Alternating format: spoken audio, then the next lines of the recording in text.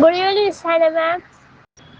മാം, ഞാൻ future plus academy join ചെയ്ത ശേഷം എൻ്റെ അനുഭവത്തിൽ എനിക്ക് പഠിക്കാനും ഈസിയായ സബ്ജക്റ്റായിരുന്നു എല്ലാ സബ്ജക്റ്റും.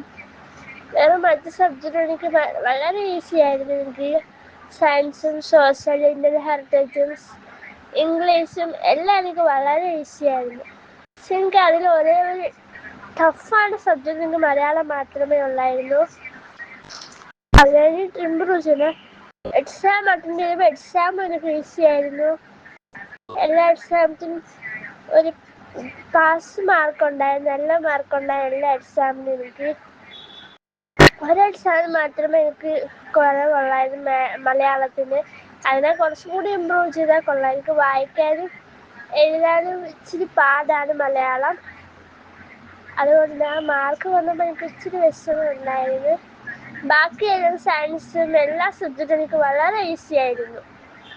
പഠിക്കാനും പറ്റുന്ന ഒരു സബ്ജക്റ്റ് ആയിരുന്നു. എത്രയും കാലം പഠിച്ചിട്ടുള്ള സ്കൂളിനോട് എനിക്ക് ഈ സബ്ജക്റ്റ് ആയിരുന്നു. എന്തെങ്കിലുമൊക്കെ മാർക്ക് ഒപ്പിച്ചെടുക്കുന്നതായിരുന്നു. പക്ഷെ ഇപ്പോഴത്തെ ഇതിൽ ജോയിൻ ചെയ്ത ശേഷം എനിക്ക് ഒരു ബുദ്ധിമുട്ടോ വിഷമോ ഒന്നും വന്നിട്ടില്ല. നല്ലൊരു സബ്ജക്റ്റ് എക്സാം ആയിരുന്നു. എനിക്ക് ഈസിയായി പഠിക്കാനും പറ്റുന്ന ഒരു എക്സാം ആയിരുന്നു. Thank you ma'am.